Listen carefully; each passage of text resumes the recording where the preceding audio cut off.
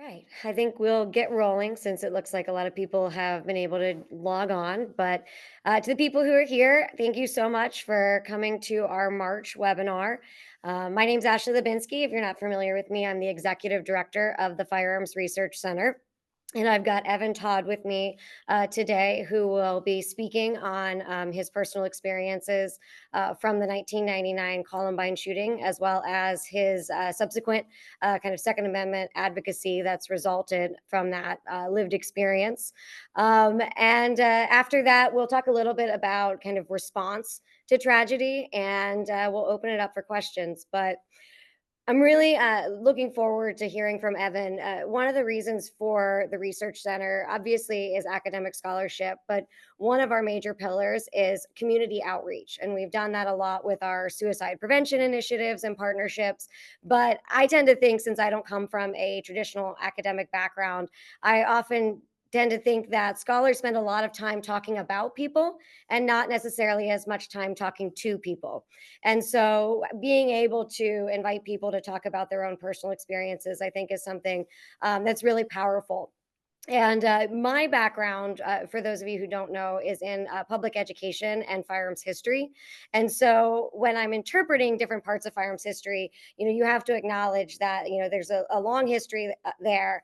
And it can involve a lot of different things like target shooting, sport shooting, military history. But there is a component of violence in part of that story. And that can be a really difficult topic to interpret and do so respectfully, where you are trying to kind of balance, telling the story without glorifying it or sterilizing it, and starting a productive dialogue on that.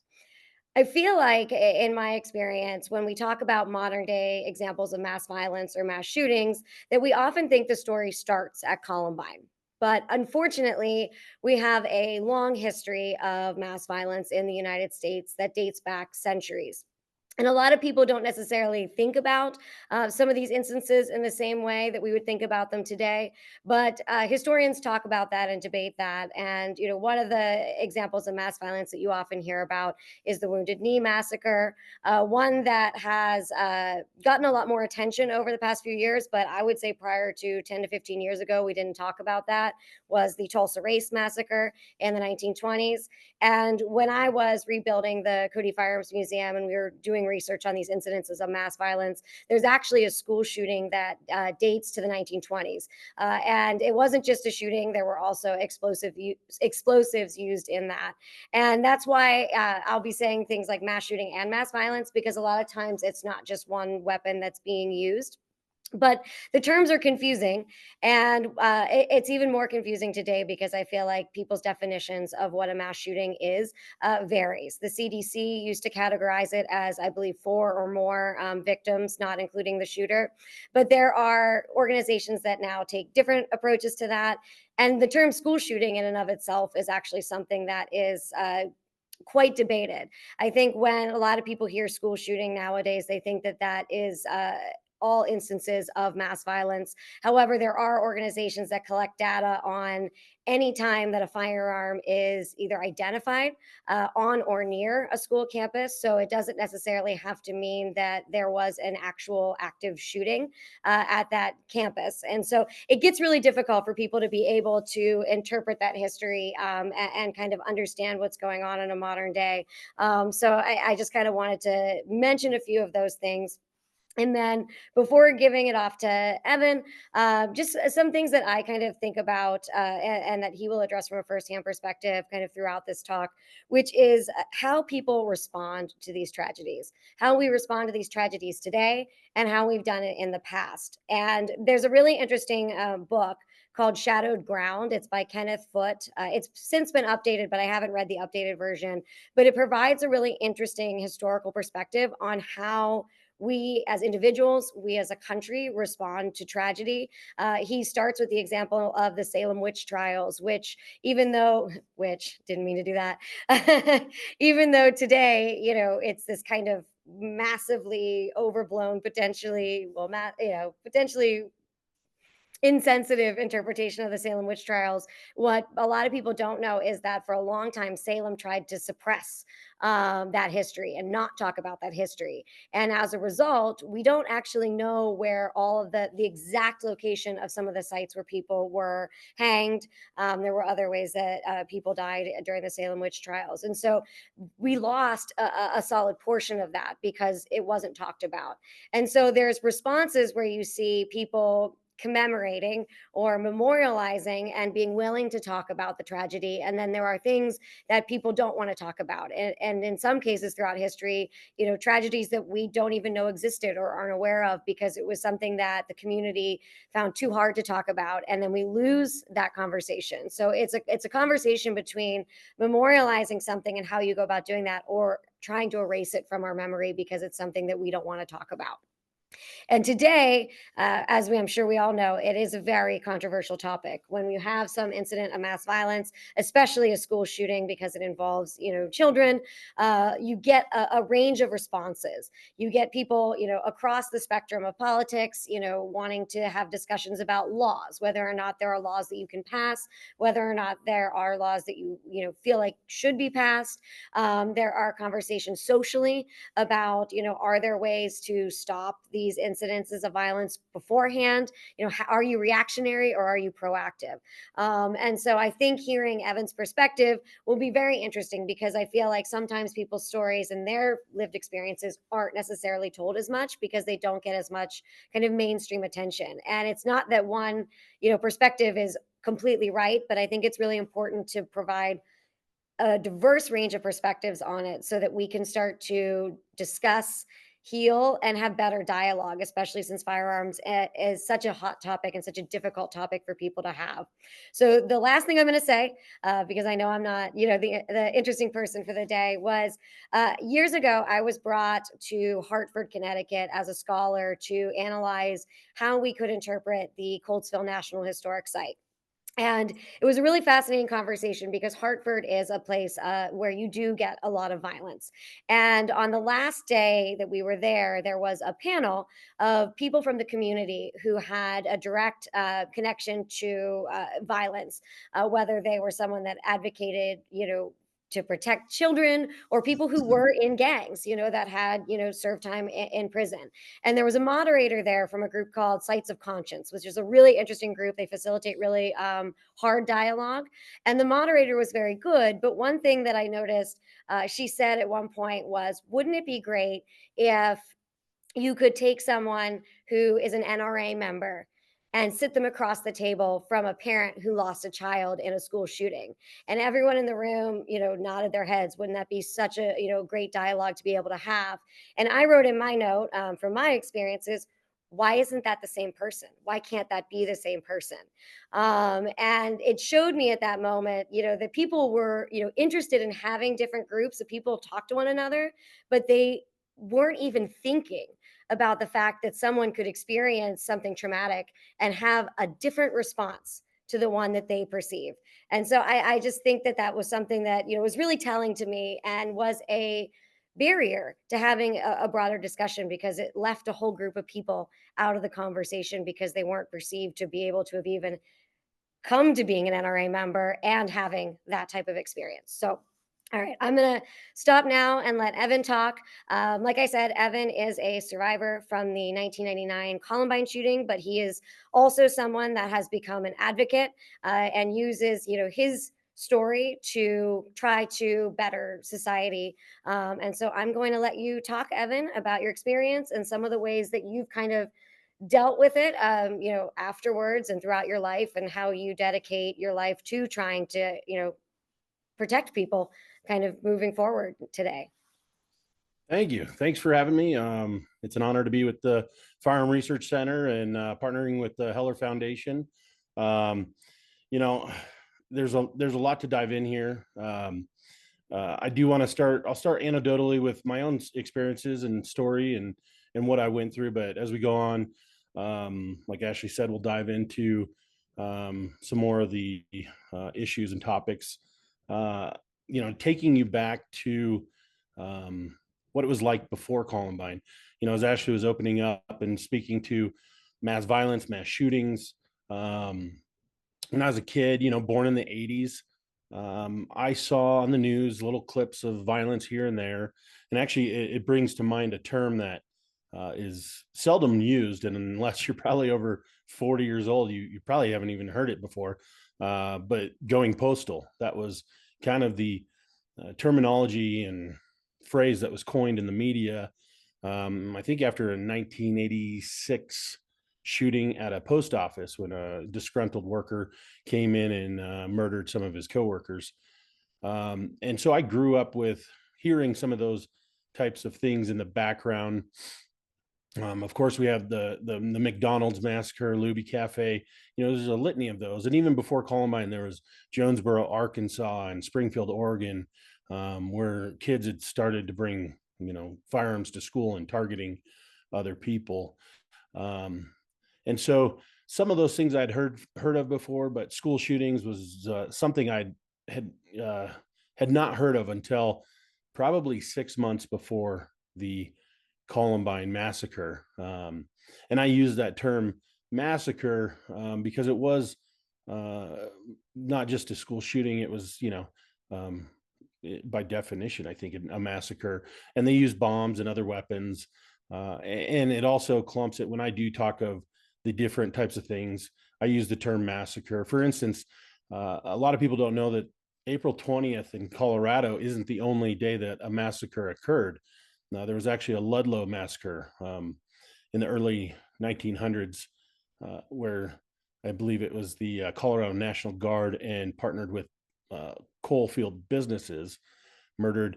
The numbers are debatable, but men, women, and children of the coal camps, in the 20s, 20 plus people.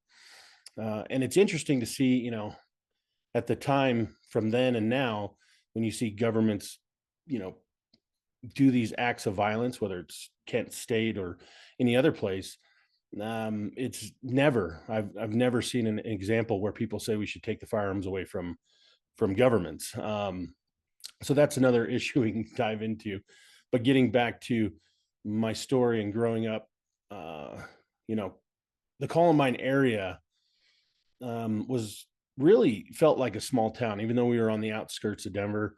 It felt separated from a city. It was a small community, lots of young families, churches, lots of sports activities, pretty carefree. I grew up on a motorcycle. I have three brothers. There was four of us. We all had, mopeds and motorcycles and scooters. And, we were the type of kids that would disappear for hours on end and go down to the creeks and, play in the waters. And, it was really carefree kind of area. I remember going over to friends' houses. And another interesting fact that has changed a lot since the early 90s till today is many, and I would say, over half of my friends' homes had firearms in their living room.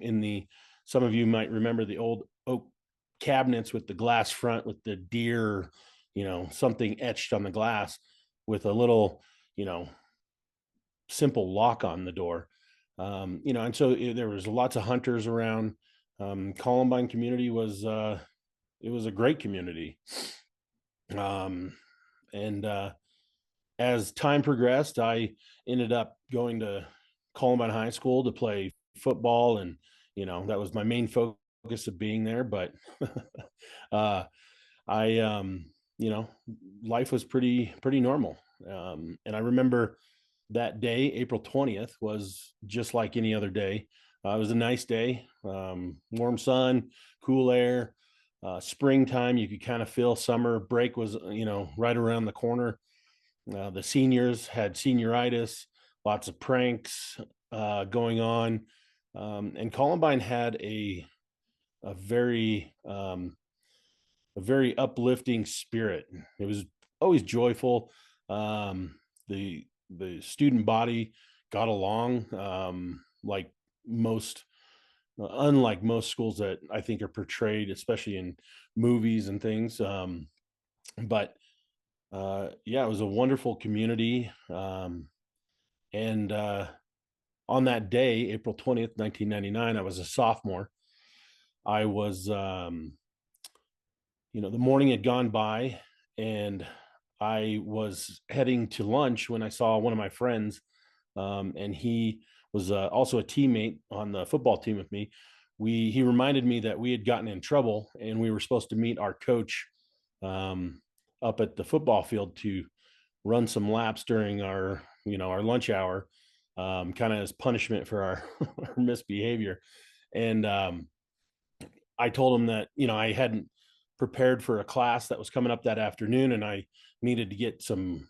It was actually a paper written, and so he suggested we go to the library and we could hide from the coach and get our homework done. We headed up there. Everything seemed normal. The library was a pretty popular place. It was right above the common area, which was our cafeteria at Columbine. So during lunch hour, those two floors were packed with students, probably 700 students out of the 2,000 student body that was attending the school at the time. And as we were up there, we didn't know, we later learned there were two of our classmates who were planting pipe bombs underneath desks or underneath the tables in the cafeteria. And as they did that, they went outside. Their plan, most people aren't familiar with, but their plan was to set off large pipe bombs to try and murder as many people as possible. They had actually spent a lot of time trying to calculate the precise moment when the cafeteria was at the highest attendance level. So they would sit down there and they would count the students to see, when people were coming and going, when there would be the most people to set off their bombs. That turned out to be somewhere around 11:15 in the morning. And so they had set their pipe bombs and tried to, they had them on some kind of timer. After they left them there, they went outside, and their plan was anyone that survived running out of the school, they would shoot with their firearms. So they'd never really planned to go into the school, I don't believe, from their their writings and some of their videos that they had released. And so as the time went on, the bombs did not explode. Turns out there was a malfunction in the timers that they had made. And so after a little time went by, they decided to just start their massacre on their own. It started with a pipe bomb that they threw into the parking lot, which exploded and smoke billowed up. And from the library, there's a big half circle of windows. Some of you might remember seeing Patrick Ireland come out the window to get rescued from the roof of a ambulance. And that's the library on the second level. The cafeteria common area was below it. And so those windows were there. And after we heard the loud explosion, some of the people I was sitting next to, we turned our attention towards the parking lot, and I saw the smoke coming up. And my first thought was that there was a car accident, a bunch of teenagers driving crazy. Didn't seem like it wasn't far from possible. And as I was looking around, I looked out and I didn't see any, cars crunched together, or anything out of the ordinary. Every car seemed to be parked and in its spot. And then just a few moments later, we heard a bunch of pops, and um, immediately I felt like that those were firearms. I'd been around them before. I was a Boy Scout, and I'd shoot everything from BB guns and 22s to high powered rifles and 12 gauge shotguns. Um, and so when I heard those noises, I didn't think that they were fireworks or anything else. And so I became concerned, I think, earlier than some in the library. And I looked around, and there were still some people who were, laughing and talking, and especially across the far end of the library. And there you could see some people were starting to have a questioning look on their face. And as time went by, we heard more shots, and you could see students running outside the building. Shortly thereafter, a teacher ran in to the library on the front side. There were two entrances and exits from the library. There was a a side door that went to the outside, and then another door that was in the hallway of the school. The teacher came running in from the hallway, and she was screaming, "Everyone get down, get down. There's kids with guns." And she had some blood on her shoulder, and you could tell she was very serious. And that's when everyone else in the library started looking around at each other and realized that this was very serious. And you could see the confused look of what should we do. Um, the teacher, Patty Nielsen, called 911. That's the famous call, if you've ever heard it, of her screaming that, get down, get down. There's kids with kids, get under the desk. At this time, she's up at the front of the library, at the librarian's desk, which was a huge built-in desk that had 3 spots for librarians to sit. Big oak chairs and places to place books, and a wraparound section where there was a Xerox machine, and excuse me, and uh, everyone started to get under the desk and the tables. I was the only one who at that time just felt uncomfortable getting underneath the desk. I felt trapped, and I felt like I was in the middle of the 2 doors. I could run one way to the hallway, and I could run the other way to the outside exit. At that time, we heard a bunch of shots coming, and because of just the way the firearm sounded when they were being shot, they echoed and bounced off of every wall, so you couldn't really tell where these were coming from or where they were going. You just knew that this was happening. And so I'm standing behind this giant pillar, structural pillar, that was holding up the roof of the building, and looking out the windows and looking out the door to the outside. And I keep peeking to the door to the inside in the hallway, and I look around this pillar, and right as I do, one of the murderers is standing in the doorway, and he sees me look at him, and I immediately start to jump down behind the copy machine. And as I started that direction, he lowers his shotgun and fires a shot, and that's when I'm hit in the lower left side of my back.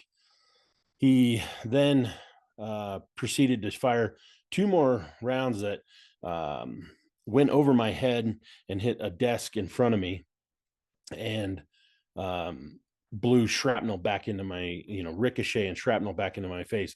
Oak wood, plastic, glass from the computers that it hit. And that's where I'm injured on my face, and I get some wood lodged into my left eye socket. And then the 2 murderers come into the school, and they start shouting things. They start throwing pipe bombs. They start making their way around, and asking kids questions, yelling at kids, mocking kids. They would walk up to them and laugh at them. Um, at times, they would say something to a student, and then they would murder them execution style. Then they shot indiscriminately under the tables, hitting people at random. And all the while, they were laughing and having a good time, talking to each other and how much they enjoyed what was going on. And they made their way slowly around the library, walking back and forth between the aisles of books and the tables. And after about 7 minutes, which I learned later because it felt like a lifetime, they came around the other side of the desk. Now, while they were in the library, I had crawled from the end of the desk around to where the librarians actually sat. I had crawled under one of the footholes where, their chair and their legs would go. And I'd pulled a chair up, hoping that it would somehow, be enough to conceal me, that they wouldn't see me. But as one of them walked around from one side, he saw me and pulled the chair out, threw it on the desk, and another one came around from the other side. The one that came around first leaned down, and he put a gun to my head, and he said, "Why shouldn't we kill you?" And I told him, "Look, man, I've been good to you and everyone in this school, and you know it." And he kind of stood up, and I could see his facial expression kind of changed. The other murderer stood up, and he was wearing a white shirt that day. He actually, at this time, just had blood pouring out of his nose, and he looked pretty dazed. I later found out that he was shooting his shotgun with one hand, and it had blown back and popped him in the nose. And so he was kind of out of it, but he stared at me with the blood running down his face, and him too. I could kind of see his demeanor and his facial expressions change. And the one who I was talking to turned to the other murderer and said, "You can kill him if you want." And they looked at each other and said, "Let's just go. Let's go to the commons." And so they got up and they started to walk out. And I don't know why, but at that time, as they were not even quite out of the library, I stood up and I faced them, and they turned around and raised their arms, their guns at me once again. And I stood up and I put my hands up, and put my hands up, and I started to sit back down. And then they walked out. Um, everything that happened in the library was the most horrific part and zone, I guess you could call it, of Columbine. That's where 10 students were murdered, 20 some were injured. Over 60 students were in that library that day. And it was a bloodbath. It was complete carnage. And it happened, and it basically lasted for about 7.5 minutes, is the duration that they were there. They left the library, and at that time, everything that had happened at Columbine, as far as who had been murdered and who had been wounded, had happened. These two murderers walked around, even peeking in, shooting at random things, but they never fired at another student or teacher. They didn't murder another student until after they walked around for a while and gone to different places. They went to the commons again, tried to explode the bombs. They went back to the library after, I believe it was an hour or so, uh, and committed suicide. And that was the end of what had happened. Now, after they left the library, I got up, and I remember, um, looking over the librarian's desk and leaning in and just seeing motionless bodies and pools of blood. And I whispered and I said, "Is anyone alive?" And no one moved. Nothing happened. And I turned around and I went back to a librarian's office that was behind the desk, thinking, I don't know if I want to go outside because I heard shots out there. All kinds of things are running through my mind of, what should I do? Um, and and so I go into this office, and I hear the stampede of kids running out of the school. And so I look out this door window, and I see it's all the other students that basically hadn't been shot or who hadn't died. And as they run out the door to the outside, I see there's a Jefferson County Sheriff's patrol vehicle parked, probably 50 yards away from the school. And so the kids made it to or almost had made it to the car when I started to follow up behind them. And I was surprised too when I got back behind the patrol car. There was probably 20 to 30 kids that were just lined up behind it in parallel to the school. And that's where I reunited with one of my friends who I was with in the library, and he lived close nearby, and said, "Hey, we should get out of here. Let's go to my place." And so we went from this patrol car to a utility shed. And when we got back behind the utility shed, we saw several other students who had been shot and wounded and either made it up there themselves or someone had helped them, but they were sitting there wounded by themselves. And we did what we could to help them. One of them, a student, was lying there bleeding out and been shot several times. And I was a Boy Scout, almost an Eagle Scout at that point, and had learned first aid and other, very rudimentary medical treatments. And he was coming in and out of consciousness, and so he was in the shade at that time. There was also a Jefferson County officer, I believe it was Jefferson County. It might have been Denver, but a lot of jurisdictions responded, and so the students laying in the shade, and we pull him into the sun. We put our hands over the bullet wounds to try and stop and slow the bleeding. We're talking to him, trying to keep him conscious, and more students started coming up there, and more injured students were coming up there. And so we're trying to do, coach people, hey, put a hand on that, keep these people conscious, help them out. And at that time, a Lakewood officer pulls up in a patrol car from the sidewalk of an adjacent park that surrounds the school. He had drove through the park to get to the backside of the school, and this officer said, "Who's the worst wounded?" And happened to be the student that my friend and I knew, and who was right in front of us. And we told him, this guy right here, he's bad. And so we loaded him up into the patrol car, and we went down to a nearby cul-de-sac on the backside of the school, where ambulances were waiting, and they couldn't make it through some of the fencing and whatnot, but they were there. So we unloaded the patrol car, got him. He got off to the hospital, and thank God he ended up surviving. At that time, that's kind of where the backside of the school turned into a medical triage center, where the patrol cars were picking injured students up and shuttling them back to the cul-de-sac, and from the cul-de-sac, the ambulances were able to take injured students to local hospitals and emergency rooms. And that, that saved a lot of students' lives. It's amazing how many people made it because of that. One of the things that I kind of learned in the aftermath was that every single student who was shot and wounded that made it to a hospital survived. And to me, that was a testament to, modern medicine and our medical interventions that we have today. And I thought that was just one of the coolest aspects, that bits of information. As time developed, America had the war on terror.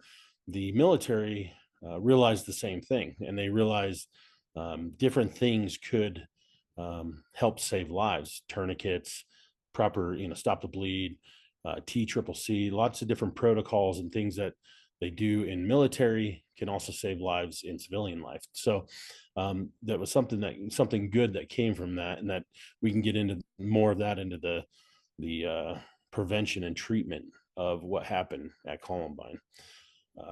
But from there, I was able to get to my friend's house. I ended up going to an ER to take care of my own wounds. And I was there for many hours late into the night. They wouldn't let me go home, even though I wanted to, because, I was confused. I had friends that I hadn't talked to. I was wondering who was alive. And that's a whole nother story, but you're not supposed to leave the hospital if it's gunshot related. And we just left our IDs and walked out. But, you know, after experiencing that, the weeks after were completely different than I ever expected. I saw my high school, I saw my friends, I saw people on the news, I saw people debating and arguing about um, all kinds of aspects, from our community to political issues of the day, to firearms, and so at that time, not only am I dealing with losing friends and classmates and teammates, and seeing people who I knew wounded in hospitals after surgeries, and then just, the heartache and the confusion. Those weeks were difficult, and that's really what led me on the path that I'm on today, is searching for all kinds of different answers. And uh, I spent many years doing a lot of different things, from blood drives to um, fundraising for different organizations that help with youth character, also testifying on different legislation for um, firearm issues and educational issues, safety issues. Over this period of time, and even to this day, I've come to look at this issue much like cancer. These school shootings, mass shootings, these violence, massacres. are a cancer of our society. And I look at cancer, there's, there's the prevention side of cancer. There's things that you can do to prevent getting cancer. And then there's the treatment side of when you have cancer, how are you going to deal with it and kill it? And then there's obviously the recovery side of cancer. And so I've looked at it from that lens for many years now. And, from the prevention side, I think there's things that we are missing and failing to look at as far as the, the issues in our schools, how our school educational systems have changed, um, how our faith in this country has changed, how our mental health issues have increased, how our communities have gone through this um, revision of that they aren't what they used to be in decades and centuries past. And so there's a lot of things, there's technology, there's a lot of aspects and moving parts of the prevention side of and I even think health and nutrition an aspect of that. But there's a lot of aspects that we need to look at to prevent these kinds of things from ever happening, which I think there's a lot of things we can agree on, no matter what your point of view is or walk of life. And then there is the treatment side of these kinds of incidences. And those are just like cancer, you have to go in and kill it. And that is uncomfortable for some people to talk about, especially parents. And I understand, I'm a father of two young kids who are in school. And, I've even had conversations with other Columbine survivors who have kids who have different points of view. And they've actually come to, a few of these people have told me personally that they've come to the realization, no matter their stance on firearms, they understand the fact that we are doing a horrible job as a nation in regards to protecting our schools. And I can give you different statistics, but they're one of the reasons I think these things keep happening is because we just aren't simply protecting our children and our schools the way we ought to. If we stop these, a lot of these are driven psychologically through different aspects where it's a social hysteria that people are infatuated with the Columbine massacre, and we can get into that too if you'd like. But um, if we stop these from happening, people will lose the incentive as well. So the treatment is also kind of part of the prevention. And so one of the things I've advocated for and I've really stood behind is arming school staff and teachers, administrators, faculty, support staff.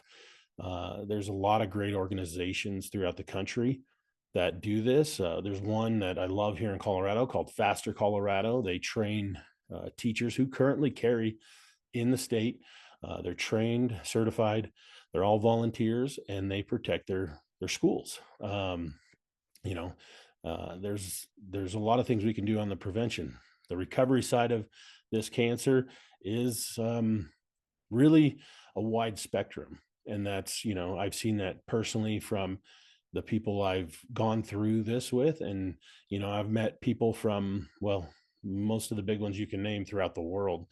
I know people from Newtown and Parkland, and even some of the lesser known ones. But I went to Erfurt, Germany, after 17 students were murdered by a fellow student there, and spent time with some of those survivors.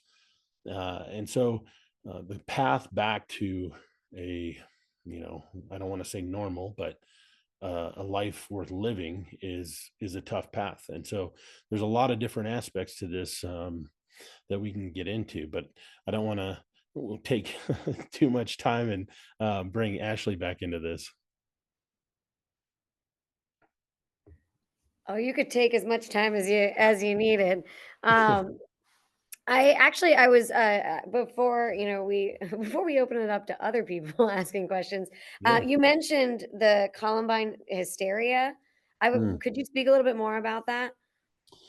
Yeah, I mean that's kind of I don't that's the term that I've kind of used, but you know, uh, when you go back and you look at the writings of some of the motives of the major school shootings, it's either been people who idolized the two murderers from Columbine or wanted to beat them You know, so there's a lot of people who, and even to this day, there are young teens who idolize the two murderers.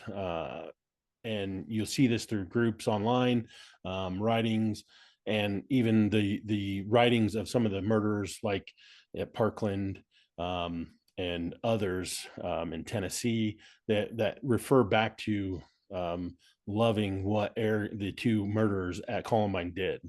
And so I just call that, that's a Columbine hysteria. And I know there's psychological um, components of glorifying these people, and that's one of the things that, I'll say is that drove me crazy is uh, these two murders were through the media idolized so much that they did become rock stars in a way. And then over time, you saw this move by journalists to not say their name, not post their pictures. And I think there is a fine line of reporting on who these people are and the aspects of their life, but then not glorifying them either.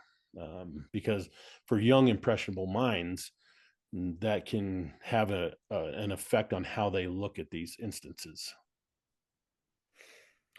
And, yeah, you're not a I know this is your experience, and this is not something you necessarily study, but I'm curious, why Columbine? The fascination that with Mhm. if people are writing about, Columbine and wanting to emulate Columbine or something, do you have a perspective on why that shooting, why that incident of mass violence? So you're right. Like I haven't studied this in an educational sense or way, and I've lived through it. And I don't think anyone else has either that I've known or I'm aware of. So I do have my assumptions, and I think some of it, well, has been um, studied in different aspects. The 24-hour news cycle is one aspect.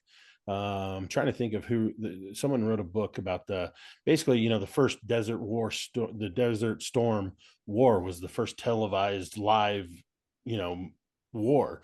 And they talk about the fascination with the 24 hours news cycle and that constant, adrenaline rush through that. And I think that might be part of why Columbine was the spectacle that it's become. And that is because it happened at the time when Fox News, CNN, all these 24-hour news cycles, everyone was glued to those. And all of a sudden you get these prompts of alert and this and that. And so I think that was one thing, is it built it up so much. I think two, it was an opportunity, I think, for political um, ideologies to push different agendas, and I think that it stayed in the news longer because there were some people who were trying, and organizations trying to use this to pass and do different legislations that they wanted. And then it was just shocking because we really hadn't had much like this. Yes, there had been other school shootings, and even to smaller extents. But this was such a shock and a flashbulb moment in history that it stuck in people's minds. People can still recall where they were when they heard about what was going on at Columbine, just like 9/11 or some of these other flashbulb events. And so I think those things combined um, led to that. So we have a question, which kind of tags on to that. My question, which was, how much of a factor do you think the constant in your face media coverage plays in the reoccurrence of these mass murders?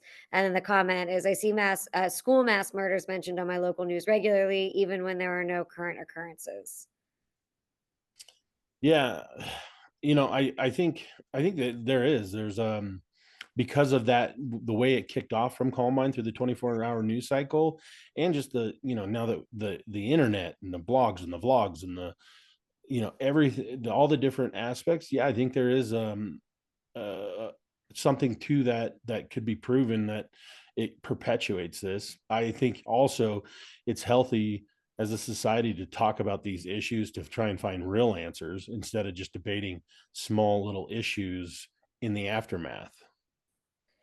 Well, and one thing that I think about in terms of constantly hearing about it, and you hear the stats of hundreds of school shootings, in a within like months. And one thing that I've noticed, and I'm certainly not an expert in this, but I saw I saw a tweet Or is it a post now? I don't know. But of a link to like a screenshot of the gun violence archives statistics on school shootings, and Mm, that's what a lot of the media uses to say this is the number of school shootings in the year. And I mentioned this kind of at the beginning about the terminology is confusing mm, for people because when you look at the gun violence archives like listing of school shootings, and yeah, I don't know off the top of my head what their actual definition of it is, but I looked at like most of the pages of them, and you can pull up the police report and you can pull up the number of victims and all of that. And I was surprised to see how many of things listed as a school shooting mhm, included well, a lot of it was after hours. yep, A lot of it was domestic violence or gang violence that occurred after hours that wasn't related to the school. And I was surprised at how some of them were. There wasn't even a shot fired. It was they found a gun in a car, of someone.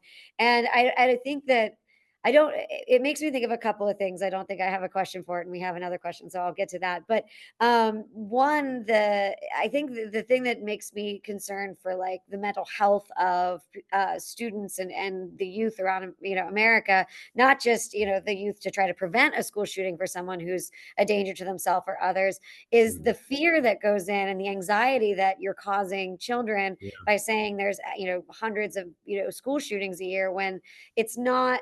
It's not a Columbine, it's not a yeah, Sandy Hook. It's, a rural high school where somebody had, a gun in their car because they were going hunting, and yeah, that's oversimplifying it. And that's showing the most, all, other end of the spectrum.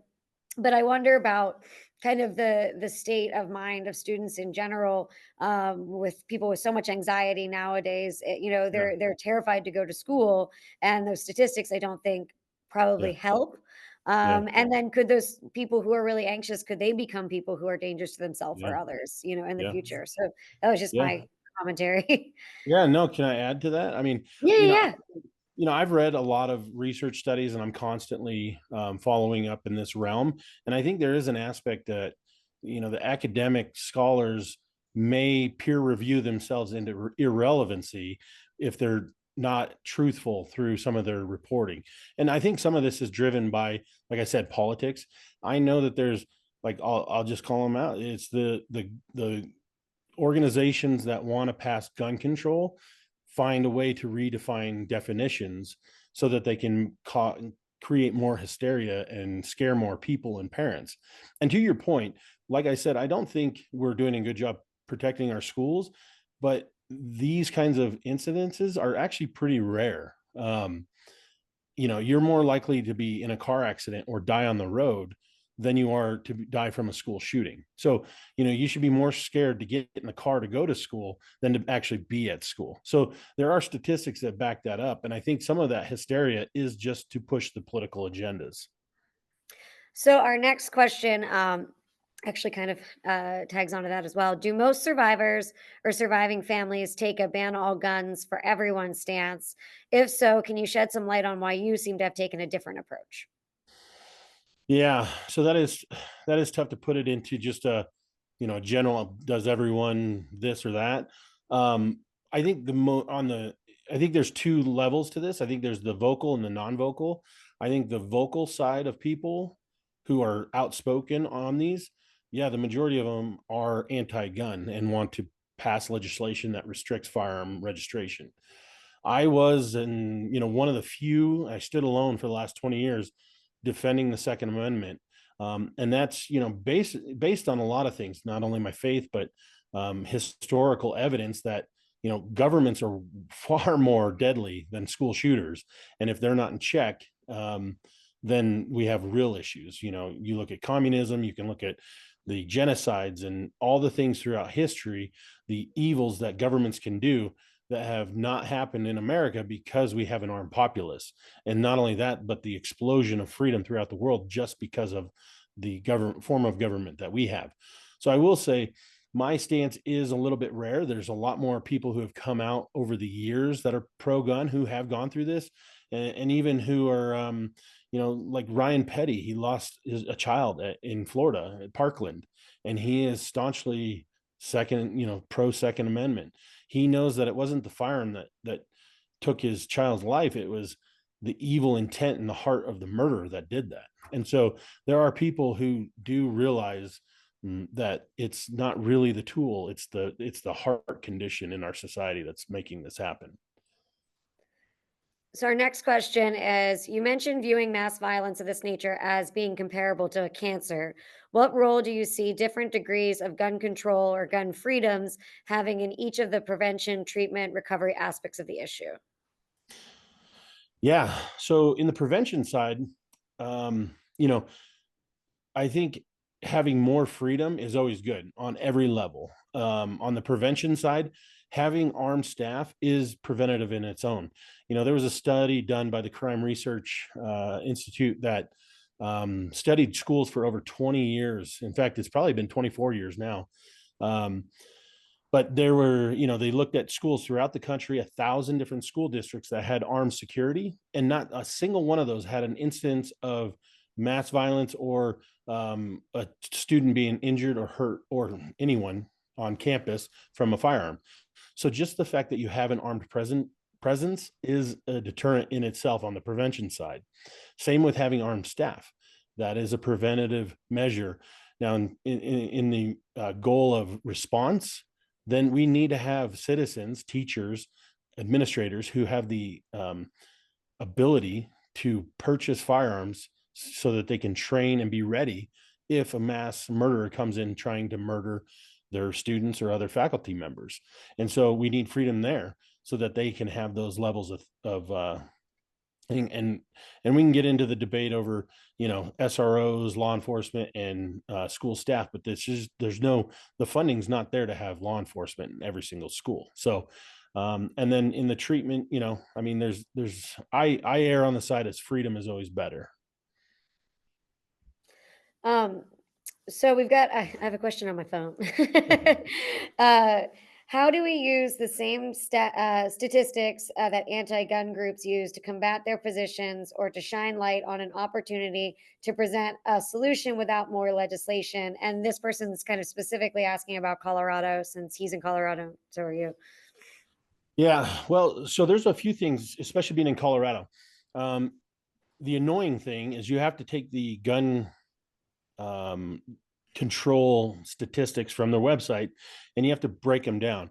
And there's people who are doing that, but that's very time consuming in the fact that you have to prove that their school shootings, like mentioned earlier, sometimes are reporting that there was a shot fired 2 blocks away in a gang incident. No one was hurt or injured, and they're counting that as a school incident or school shooting.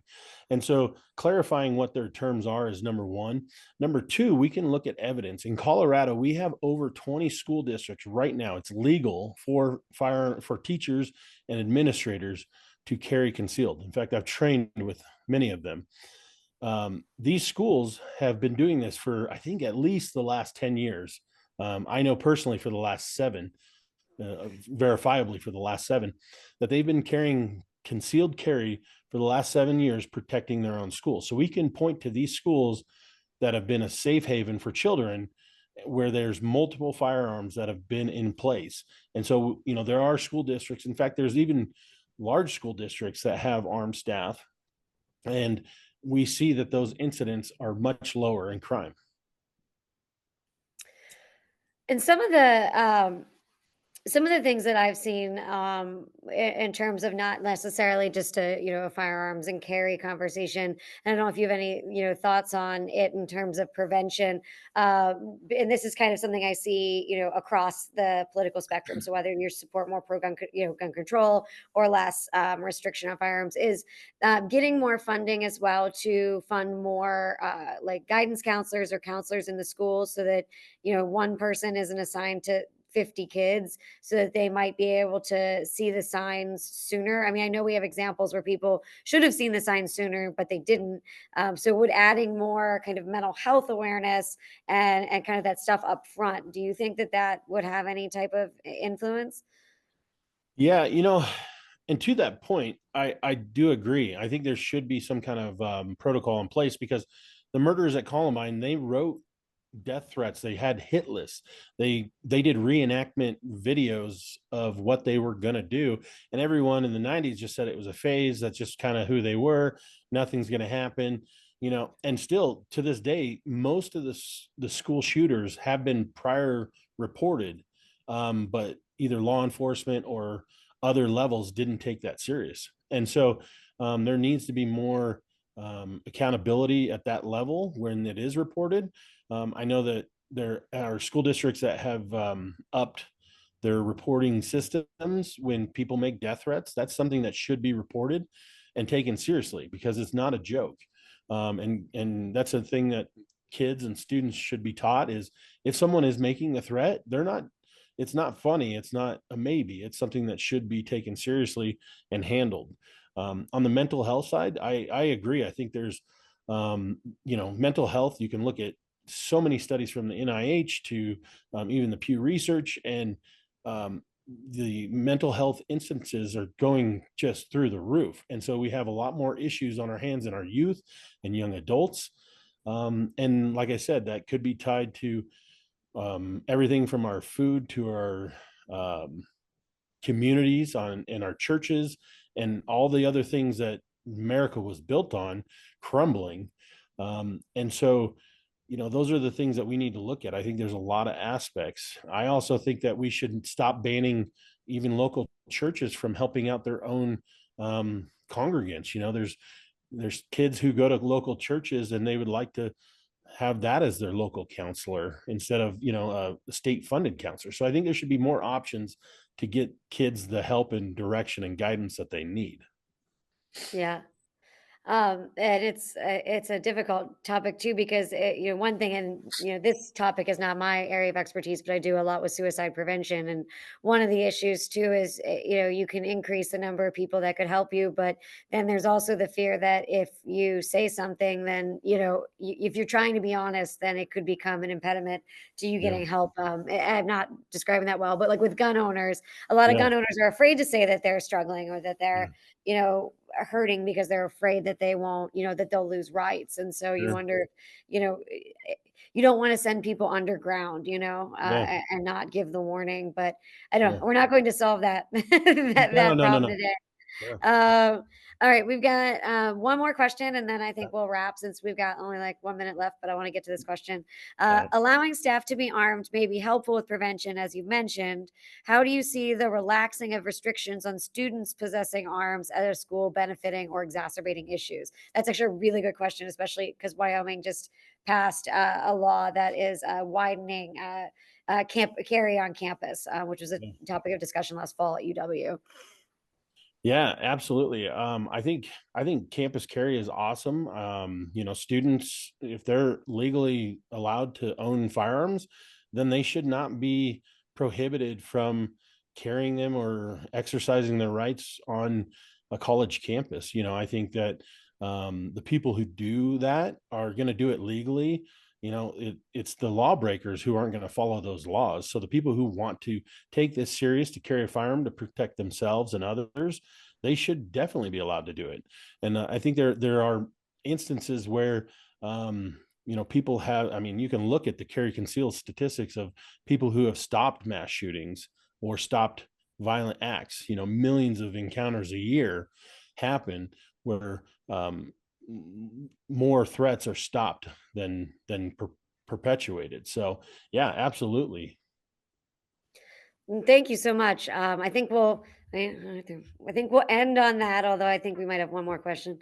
All right, I'll do one more question, and Yeah. then we'll be done, and then we'll be done All with the right. questions. But I want to make sure that people can ask the questions, so you guys can hang on for another minute or two. Or all right. So I'm a child and adolescent psychiatrist, born, raised, and educated in Wyoming. Now at Stanford.